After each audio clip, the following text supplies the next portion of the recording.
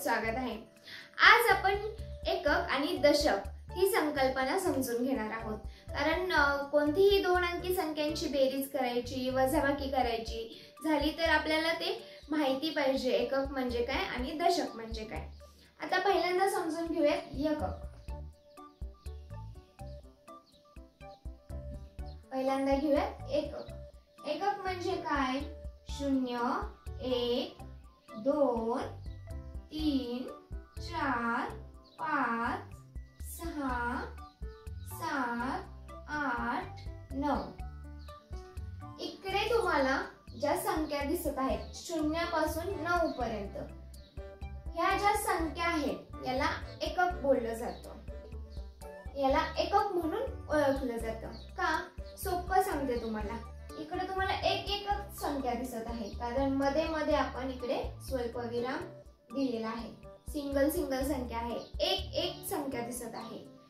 एकक म्हणजे एक एक संख्या असं लक्षात ठेवलं तरी चालेल। एकक म्हणजे एक एक संख्या। समजलं?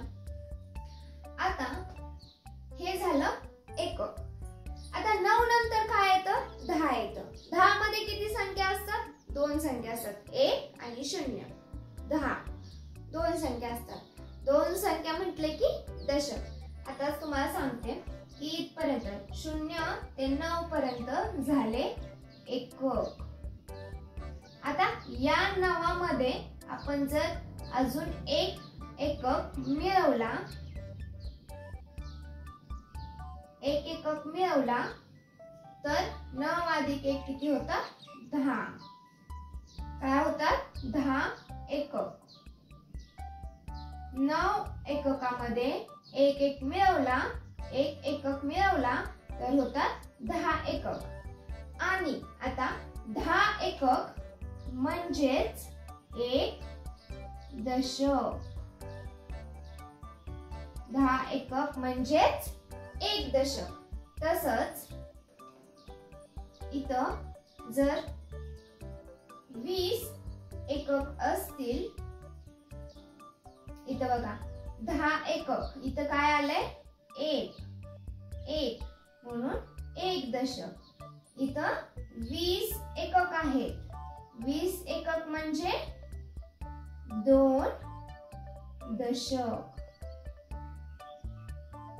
का? तर इथे 2 आहे। तसंच 30 एकक। 30 एकक। आता तुम्ही सांगा 30 एकक म्हणजे किती दशक? 30 एकक म्हणजे व्हेरी गुड 3 दशक।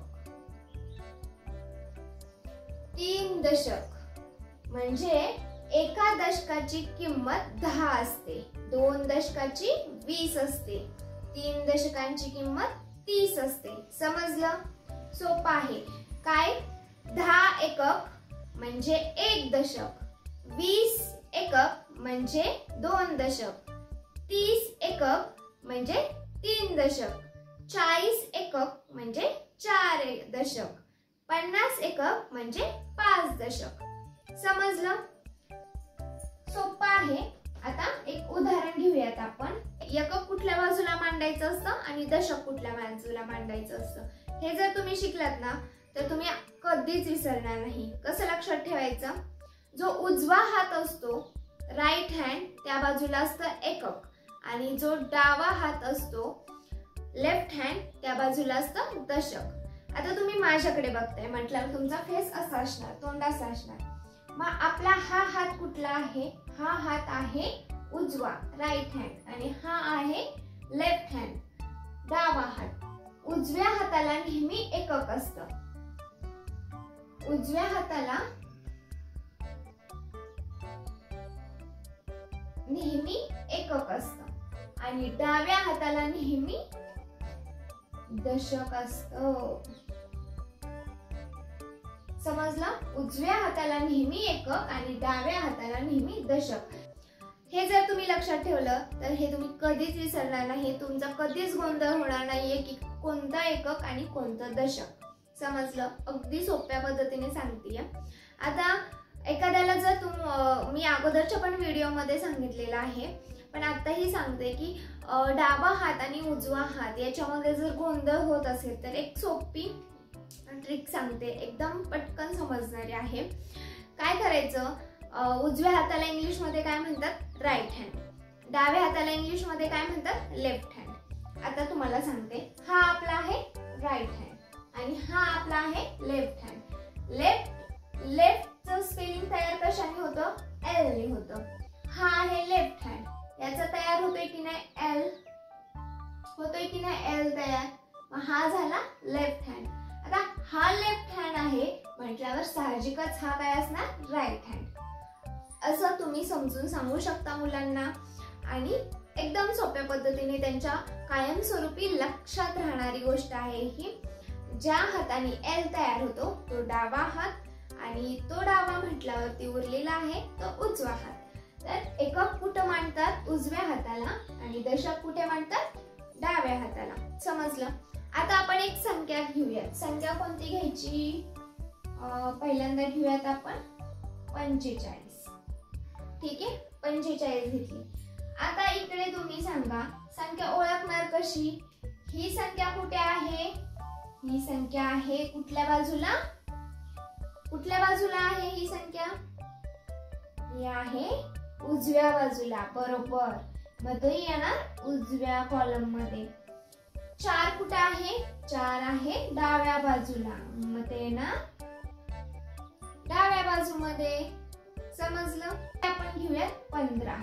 आता याच्यातलं एकक कसं ओळखायचं, दशक कसं ओळखायचं, राईट हँड आणि लेफ्ट हँड त्यानुसार याच्यात 5 हे कुठं आहे, हे आहे एकक स्थानी, कारण ते आहे कुठं आहे, हे उजव्या बाजूला आहे. आणि 1 कुठं आहे, दशक स्थानी, कारण हे कुठं आहे, डाव्या बाजूला आहे. एक घेऊ आपण संख्या. इकडे मी 45 घेते. याच्यातलं तुम्ही सांगा एकक कोणती संख्या येणार आणि दशक कोणती संख्या येणार, दशक स्थानी कोणती आणि एकक स्थानी कोणती. बरोबर, इकडे 5 आहे एकक स्थानी, कारण ते आहे उजव्या बाजूला, आणि 4 येणार दशक स्थानी, कारण ते आहे डाव्या बाजूला. एवढं सोपं आहे. आजच्या व्हिडिओ मध्ये आपण काय शिकलो, 0 ते 9 पर्यंत जे अंक आहेत, जे एक अंक आहेत त्याला एकक म्हटलं जातं. आणि 9 मध्ये आपण अजून एक एकक मिळवलं तर संख्या झाली 10. 10 एकक, 10 एककाचा असतो एक दशक. 10 मुलांना जर आपण एकत्र केलं, एकत्र ग्रुप केला त्याचा, तर एक ग्रुप तयार होतो, हो की नाही.